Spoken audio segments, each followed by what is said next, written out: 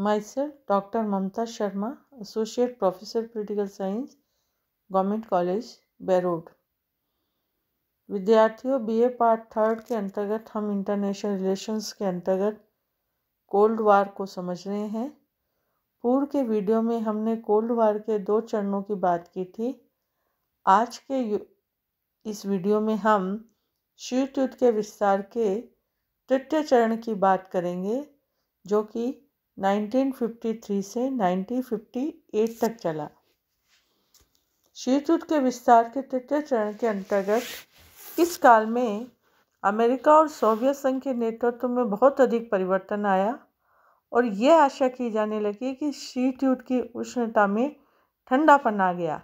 लेकिन मार्च 1953 में स्टालिन की मृत्यु के बाद शीत युद्ध के इतिहास में एक नया मोड़ आने की आशा थी, चूँकि स्टालिन की नीतियों को शीत युद्ध का बहुत बड़ा कारण माना जाता था। अतः इस काल की प्रमुख घटनाएं इस प्रकार हैं। नंबर 1 कि सोवियत संघ द्वारा आणविक परीक्षण इसके अंतर्गत किए गए। अगस्त 1953 में सोवियत संघ द्वारा प्रथम आणविक परीक्षण किया गया। इसमें अमेरिका संशयित हुआ और दूसरी ओर निरस्त्रीकरण या निशस्त्रीकरण दोनों पक्ष आवश्यक समझे जाने लगे। सेकेंडली, हिंद चीन का प्रश्न। इसके अंतर्गत फ्रांसीसी साम्राज्यवाद के विरुद्ध हिंद चीन में चलने वाले संघर्ष में दोनों गुटों ने अलग अलग पक्षों का समर्थन किया। अमेरिका ने इस संघर्ष में फ्रांस का सहयोग दिया, तो सोवियत रशिया ने हिंद चीन के लोगों का समर्थन किया। थर्डली, इसके अंदर सीटों का निर्माण। सीटों का प्रमुख उद्देश्य दक्षिणी पूर्वी एशिया में कम्युनिस्ट चीन के साम्यवादी प्रसार का विरोध करना। 1953 में चर्चिल ने संयुक्त राज्य अमेरिका के आगे यह प्रस्ताव रखा कि दक्षिणी पूर्वी एशिया के लिए नाटो जैसे एक संगठन का निर्माण किया जाए। फोर्थली, वार्सा पैक्ट का निर्माण। 14 मई 1955 को सोवियत संघ और उनके साथी 8 देशों ने वार्सा पैक्ट का निर्माण किया और इनके अनुसार यदि किसी सदस्य पर या किसी सदस्य पर सशस्त्र सैनिक आक्रमण होता है तो अन्य देश उनकी सहायता करेंगे। अतः वार्सा पैक्ट नाटो का पूरा जवाब था। फिफ्थली, हंगरी में सोवियत हस्तक्षेप। 1956 में हंगरी में सोवियत हस्तक्षेप ने अंतर्राष्ट्रीय तनाव और शीत युद्ध में पर्याप्त अभिवृद्धि की। सिक्सथली, आइजनहोवर सिद्धांत। जून 1957 में आइजनहोवर सिद्धांत की घोषणा की गई। यह अमेरिकी विदेश नीति में उग्रता का प्रतीक था। इसमें कहा गया कि साम्यवादी गुलामों से घिरी जनता की स्वतंत्रता के संघर्ष में अमेरिका सहायता देगा। इस तरह से शीत युद्ध के तृतीय चरण के अंतर्गत इस तरह की घटनाएं इसके अंतर्गत हुई। Now we come to the शीत युद्ध के विस्तार का चतुर्थ चरण, जो कि 1959 से 1962 तक रहा। इसके अंतर्गत 1958 के बाद ऐसा लगने लगा कि शीत युद्ध के ज्वार में कमी आएगी, क्योंकि सोवियत प्रधानमंत्री खुश्चेव ने शांतिपूर्ण सहअस्तित्व की नीति का अंगीकार किया। और इस काल की कुछ घटनाएं इस प्रकार हैं। नंबर 1, खुश्चेव की अमेरिका यात्रा। 15 सितंबर से 28 सितंबर 1959 तक सोवियत प्रधानमंत्री खुश्चेव ने अमेरिका की यात्रा की और इस यात्रा से सोवियत संघ और अमेरिका के मध्य बड़े सौहार्दपूर्ण संबंधों का वातावरण पैदा हुआ और खुश्चेव ने आइजनहोवर को सोवियत संघ आने का निमंत्रण दिया और इस सौहार्द को कैंप डेविड समझौता या कैंप डेविड भावना, स्पिरिट ऑफ कैंप डेविड का नाम दिया गया और कहा गया कि इस भावना से प्रेरित होकर दोनों देश अंतर्राष्ट्रीय तनाव को दूर करने में शामिल होंगे। सेकेंडली, U2 विमान कांड। शीत युद्ध के तनाव को कम करने के लिए 4 बड़े देशों के शासनाध्यक्षों का एक शिखर सम्मेलन आयोजित करना आवश्यक समझा गया। अतः यह भी तय हुआ कि मई 1960 में पेरिस में शिखर सम्मेलन हो और उसके बाद वहीं से राष्ट्रपति आइजनहोवर सोवियत संघ की यात्रा करेंगे। अतः 1 मई 1960 को अमेरिका का जासूसी विमान U2 सोवियत सीमा में जासूसी करते हुए पकड़ा गया और इस विमान में जासूसी के अनेक उपकरण तथा अन्य यंत्र पकड़े गए। थर्डली, पेरिस का शिखर सम्मेलन। U2 विमान कांड की घटना से 16 मई 1960 को होने वाले पेरिस शिखर सम्मेलन की असफलता साफ नजर आने लगी और पेरिस के शिखर सम्मेलन में अमेरिका, ब्रिटेन और फ्रांस के शासनाध्यक्ष शामिल हुए और जटिल अंतर्राष्ट्रीय प्रश्नों पर चर्चा होनी थी। किंतु शिखर सम्मेलन में खुश्चेव ने U2 का मामला उठाया और इसमें अमेरिका की भर्त्सना की और आइजनहोवर का अपमान किया। फोर्थली, कैनेडी का राष्ट्रपति निर्वाचित होना। 8 नवंबर 1960 को अमेरिकी राष्ट्रपति पद के निर्वाचन में जॉन कैनेडी विजयी हुए और खुश्चेव ने कैनेडी को बधाई भेजते हुए यह आशा व्यक्त की कि उनके निर्वाचन से सोवियत संघ और अमेरिका के संबंध सुधरेंगे और शीत युद्ध की उग्रता में कमी आएगी। फिफ्थली, खुश्चेव द्वारा पूर्वी जर्मनी से पृथक संधि करने की धमकी। जून 1961 में खुश्चेव ने पूर्वी जर्मनी के साथ एक संधि का हस्ताक्षर की धमकी दी, लेकिन कैनेडी ने उसे खुले शब्दों में बता दिया था कि सोवियत रूस का एक पक्षीय कार्यवाही किसी भी अवस्था में स्वीकार्य नहीं होगी। सिक्सथली, क्यूबा की घटना। क्यूबा अमेरिका के निकट एक टापू है जहाँ 1958 में डॉक्टर फिडेल कास्त्रो के नेतृत्व में साम्यवादी शासन की स्थापना हुई। अब डॉक्टर कास्त्रो ने सोवियत संघ के साथ घनिष्ठ संबंध बनाने शुरू कर दिए थे, अतः अमेरिका के लिए चिंता का विषय था कि उनकी सीमा पर साम्यवादी रूस का क्यूबा के माध्यम से प्रभाव बढ़ रहा है। इसी तरह शीत युद्ध के विस्तार का जो पंचम चरण है, जो 1963 से 1979 में रहा, इसके अंतर्गत 1962 के बाद शीत युद्ध में शिथिलता आने लगी और इस काल में शीत युद्ध में शिथिलता की प्रमुख घटनाएं इस प्रकार है। नंबर 1, परमाणु परीक्षण प्रतिबंध संधि।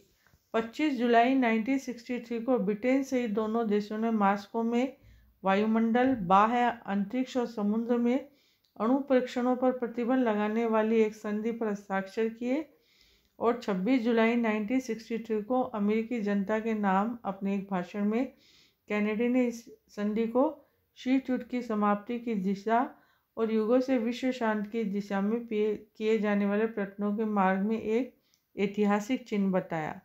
सेकेंडली, हॉटलाइन समझौता। 1963 में इस संधि के साथ ही वाशिंगटन और क्रेमलिन ने टेलीफोन और रेडियो से सीधा संपर्क स्थापित करने का समझौता हॉटलाइन एग्रीमेंट हुआ।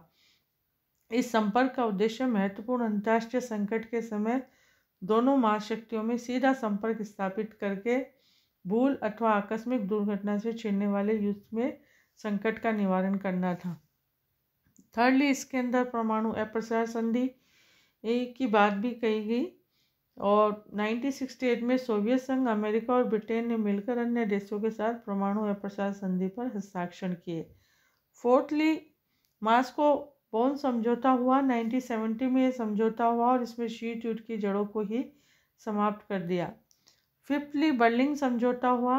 18 माह तक बातचीत के बाद अमेरिका, ब्रिटेन, फ्रांस और सोवियत संघ के प्रतिनिधियों के बीच बर्लिन के बारे में 1971 में एक समझौता हो गया।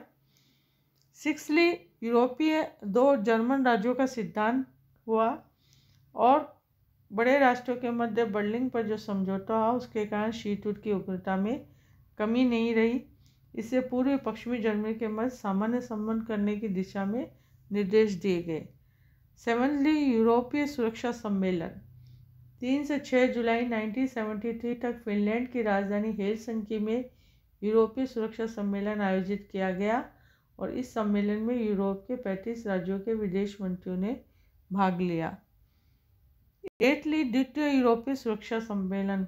1974 का व्लादिवोस्टोक शिखर सम्मेलन अमेरिका और सोवियत संघ द्वारा तनाव कम करने के प्रयत्नों के परिणाम स्वरूप हुआ।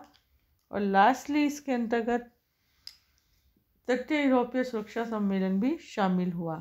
तत्पश्चात शीत युद्ध का जो षष्ठ चरण है, जो 1980 से 89 में हुआ, इस चरण में महाशक्तियों के सहयोग के साथ साथ प्रतिद्वंद्विता भी चलती रही और इस चरण को शीत युद्ध के अलावा सभी साधनों द्वारा संघर्ष भी कहा जाता है। कुछ लोग इसे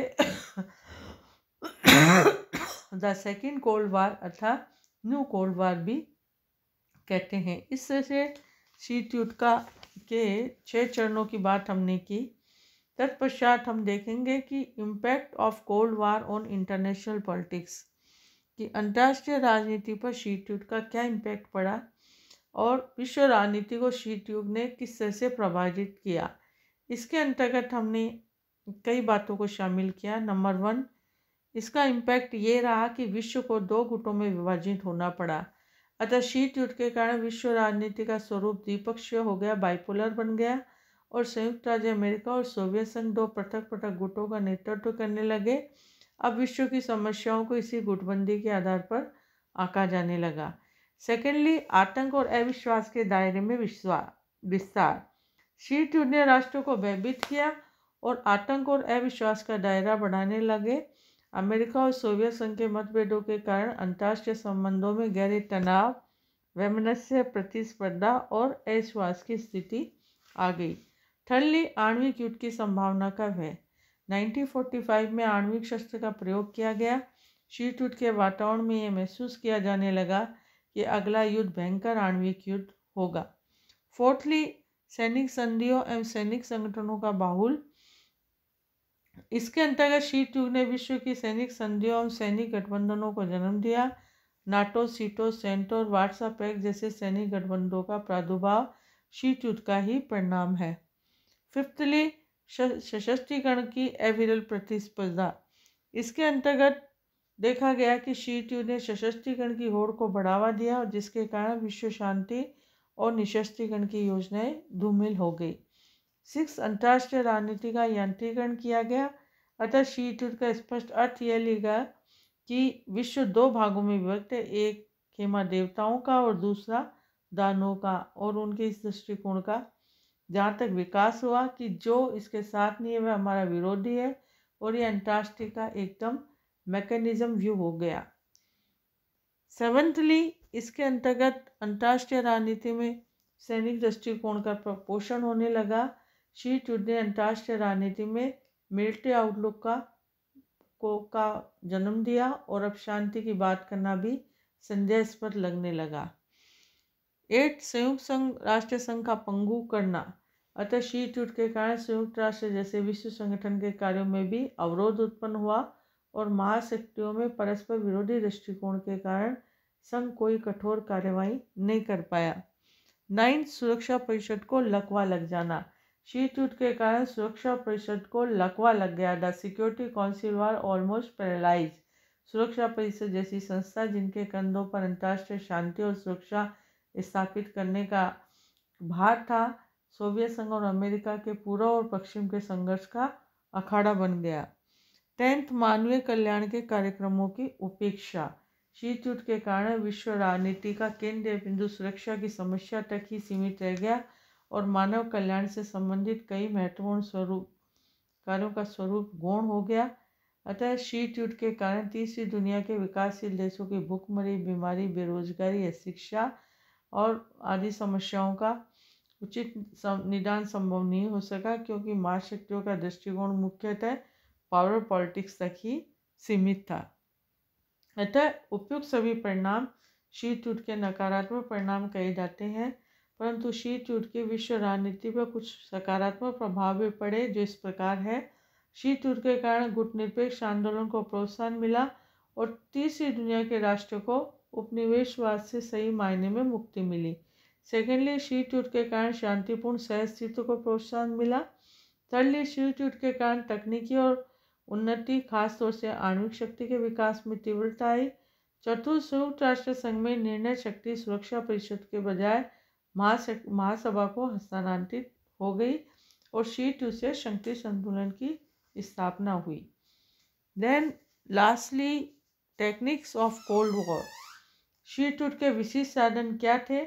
अतः इसके अंतर्गत युद्ध के साधन थे अस्त्र शस्त्र, गोला तथा बारूद। अतः शीत युद्ध के मोटे रूप से निम्नांकित साधन है। नंबर 1, शीत युद्ध का सबसे प्रमुख साधन था प्रचार। अतः शीत युद्ध वाक युद्ध से जो कार्य हथियारों से होता था, वही कार्य शीत युद्ध के शब्दों द्वारा किया जाने लगा। सेकेंडली, शीत युद्ध का अन्य साधन अपनी शक्ति का प्रदर्शन था और अपनी सैनिक और तकनीकी शक्ति की श्रेष्ठता का प्रदर्शन और शत्रु पक्ष को कमजोर बताना अपरिहार्य माना गया। थर्डली, शीट युद्ध का एक अन्य साधन जासूसी था और दोनों ही पक्ष जासूसी के तरीकों से एक दूसरे की सैनिक शक्ति का पता लगाते थे। अतः conclusion and end of the cold war के अंतर्गत हम कहेंगे कि शीत युद्ध का जो अंत है 1989 में विश्व इतिहास में एक चमत्कारी मोड़ आया और शीत युद्ध के मूल कारणों की समाप्ति हो गई, क्योंकि इसके अंतर्गत बर्लिन की दीवार का पतन हो गया, जर्मनी का एकीकरण हो गया और वार्सा पैक्ट भंग कर दिया गया और दोनों महाशक्तियों के बीच सहयोग के मधुर संबंधों का सूत्रपात हुआ। इस तरह से हम देखते हैं कि शीत युद्ध का अंत इन विभिन्न चरणों से होते हुए लास्ट कंक्लूडिंग पार्ट तक आया। अतः आज शीत युद्ध अतीत की वस्तु बनकर रह गया। आज के वीडियो में हम इतना ही देखेंगे। नेक्स्ट वीडियो में हम नेक्स्ट टॉपिक को लेंगे। धन्यवाद।